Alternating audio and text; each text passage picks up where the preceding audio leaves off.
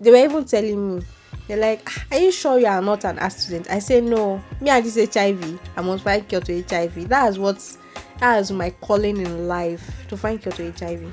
So people cannot derail me. How can I just let go of something that I've held on to for what, 15 years?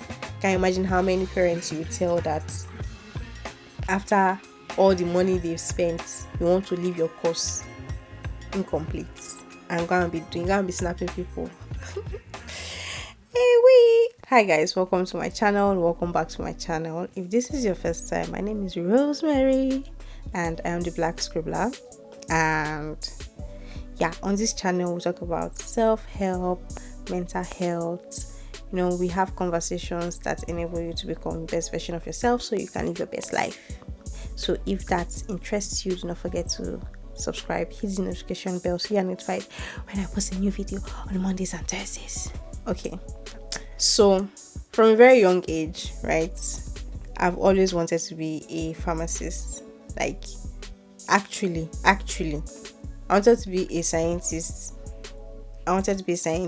Own an orphanage home, have an NGO, and write books. Those are my 4 life callings. You understand?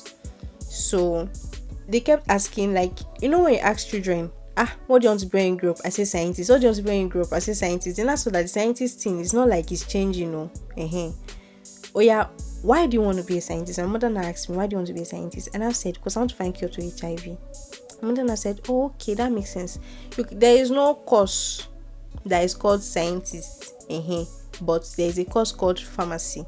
And when you study that pharmacy, you can now decide if you want to go into drug production. And I said, okay, it's just job title that change.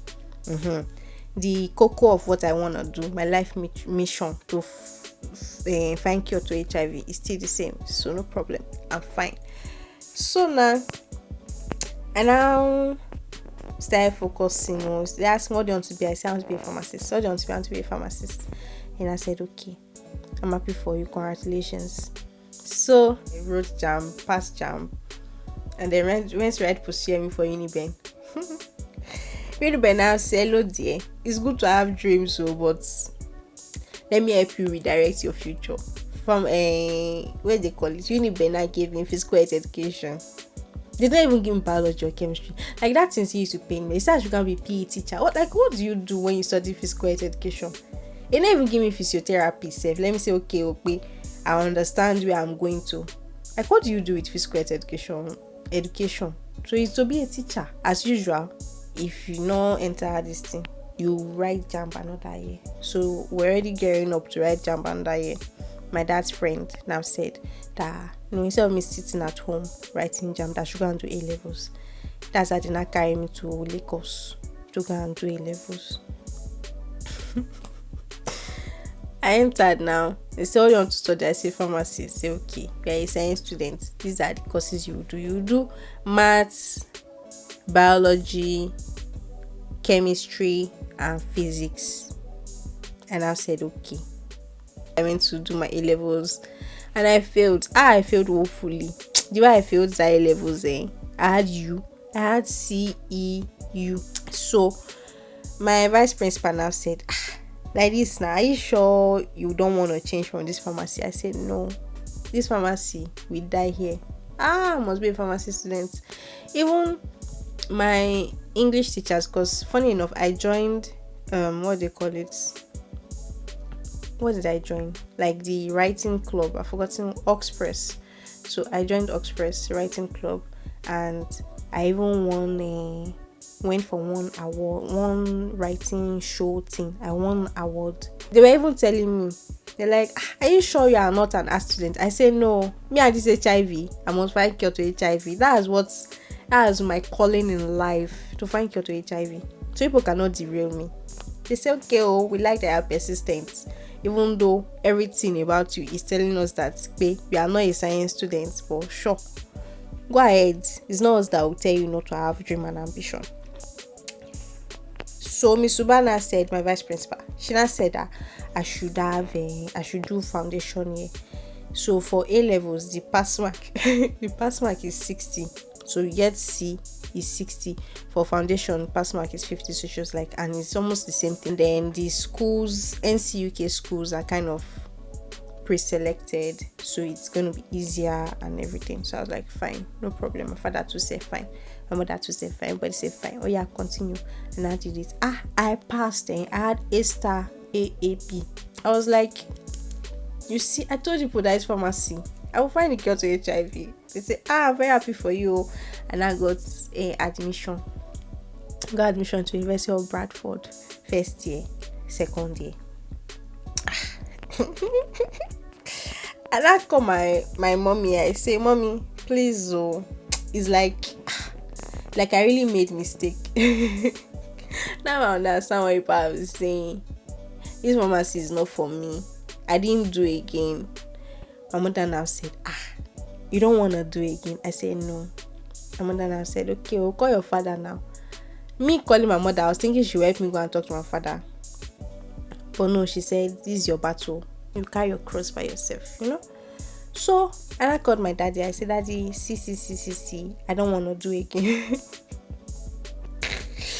My father now said, I give you 24 hours to tell me what you want to do in your life so that we'll know what we are doing here. Because based on what you're saying now, okay, fine, you don't want to do it again. So what do you want to do? What's the alternative? You cannot say you don't want to do it again without having alternative.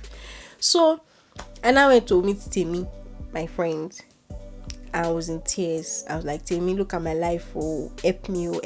Mind you, when I was going into uni, I started getting interested in a blog. I had like my WordPress blog, and I was like, I want to be taking pictures for my blog by myself. I don't want to get pictures from internet. You know, my father bought me a camera. So over the course of the 2-3 years that I was in Bradford, I was taking pictures.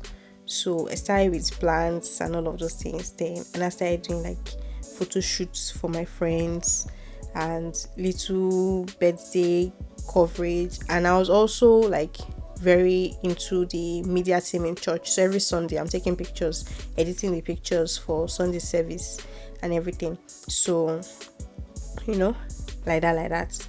So my photography skills was up and coming. I even took pictures for African Caribbean Society, ACS. Yeah, I will look for those pictures and try to put them on the screen if I find them. But I was really like with my over edited anyway. So Temi now said, oh yeah, what do you want to study? What's the alternative? Because I technically still had 2 years to go in uni. So Temi was like, oh yeah, let's see. Do they even have schools that use 2 years to do BSc? We now saw that they do. Oh yeah, University of Edinburgh has 2 years BSc. So what do you want to study? My original life plan, let me tell you people, was I'll do pharmacy, then I'll now do masters in forensic science because I really like true crime. Then I'll now do PhD in clinical psychology. I don't know what I thought school was, but anyway. So I was like, oh yeah, now let's check that forensic science. We did not see forensic science. I don't know what the issue was with forensic science. Either it was 3 years or they didn't have it. So we're now into psychology. They had 2 years psychology. I said, good. Temi now said, Abby, you will just go and do photography. She had foresight. She was like, it's like this science thing. Let's not go and put an inside science again. And I said, oh yeah, now we now found like spills. So I called my mom and I told my mother, psychology or photography is one of these two. My mother was like, she prefers the psychology one. Then I called my father. My father said, no, let's see. I don't want to hear serious course again because like this now, clearly something is wrong somewhere. Something is wrong somewhere. Let's go and do something that is fun, a little bit of fun. Let's play, so that your brain will calm down. So my father was like, let's do photography. And then there was a little bit of back and forth between me, my mom, and my dad. And my dad was like, we finally settled on photography. So Temi and I went to London to check the photography school out. And then when we got there, the babe was like, yeah, it's wonderful, you will love it. However, I would advise you to go to the one in Paris. So here I am in Paris. And yeah, that's how I changed from my life calling of finding cure to HIV. Now I'm snapping people. Can you imagine? But while it's a funny story right now, it has not been an easy journey because there has been this continuous sense of I'm a failure, and I've had all of these opportunities. I had parents who have been supportive. You can imagine how many parents you would tell that after all the money they've spent, you want to leave your course incomplete and go and be snapping people.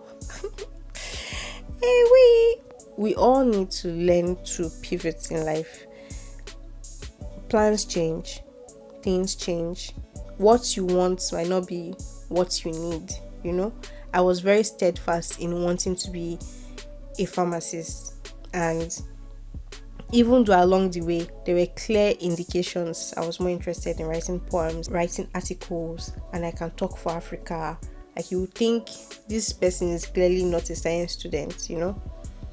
But because I really wanted that pharmacy, they allowed me. And again, for any parent who is listening, allow your children the grace to explore. If my parents had been like, no, absolutely not, you're not studying pharmacy, and then I studied something else, I would have been thinking I could have been a pharmacist. It's my parents that now allow me to be a pharmacist. You understand? But they've allowed me now. It's not me that cannot now be the pharmacist. Life is all about exploration. Things change. Some things are not meant for you, and you force your way and you try to make it work. But at the end of the day, to meet you there, where to tell you, I told you that it's not for you. This is not the door you're supposed to follow. You say you want to follow this door. But yeah, you don't jam roadblock now that you cannot pass. You have to go back. You understand? And then you begin to feel bad about yourself. Like, oh my God, my mates are like this. Oh my God, I wasted time. The years I spent in the UK, while at the end of it, I didn't get what I was supposed to get from it. I didn't get the degree that made me go there. I got a lot of things. I got some valuable, and I mean absolutely valuable, friendships and relationships from that whole thing. I learned a lot about myself. It was also in my journey of pharmacy that I started developing myself as a photographer, which has led me to this point that I am. It's all part of the journey. It's all part of the process. Your life is not one end result. Your life is a collection of experiences. Because now I'm saying the story and I'm laughing, but honestly, I was in a very, very bad depressive funk. I'm not even gonna lie. Like, at a point, I even felt like my parents were ashamed of me, even though they never said they were ashamed of me. Despite how I might have felt at that point in time, it all led me to this moment. And tomorrow, honestly, I can wake up and say, I don't want to do photography anymore, and I can change. Allow yourself to change. You grow and you explore and you become better. It's just like you are holding yourself back. If I had said, you know what, this pharmacy, I already knew before I went to meet my parents that I don't want to do it again. I knew that there's no way I can do pharmacy. There's no way it will work for me. But if I had said we die here, this pharmacy, we die here, I finish the pharmacy and I'll be miserable. Or I can't even begin to think of what the end result would have been. The problem here is people see it as you are giving up. You're not giving up. You are redirecting your life. You are changing pathway. Giving up would be, I don't want to go to school again. I just want to go home and sit down and be in my father's house, occupying space and stressing the man's life out. My father is proud of me. I like to think. I hope so. My mother is proud of me. And, you know, I'm not a burden on them. I'm doing my own thing and I'm happy and I'm enjoying life and I'm exploring things. And even if tomorrow I decide I want to be a pilot, it's fine. I can do the pilot thing for 2 years and say, you know what, I don't want to be a pilot again. I want to go back and go and be a photographer. It's fine. Allow yourself the grace to explore. Do not try to force a mold on yourself, because this is a dream you've held on to for so long. When you realize that it's not what is right for you, you get so scared to let go, because then you're like, so what next? What else? How can I just let go of something that I've held on to for 15 years, and then I'm giving it up so easily to pick up something else? Who you were 15 years ago is not who you are today. So obviously it makes sense that your dreams are going to change as you have changed. You understand? But yeah. So I hope you guys enjoyed that little story about my life. You are not a failure. You have not failed until you give up, Take each day as it comes. Learn about yourself. Trust in yourself. You know what is right for you. Do not allow them say or them go say, what will people say, how people feel, to control your life, because at the end of the day you are the one who is living the life, and you are the one who knows how you feel. So yeah, I wish you guys the very best. I'll see you guys on Monday. Do not forget, you are loved, you are amazing, and you are an amazing bowl of spicy jollof.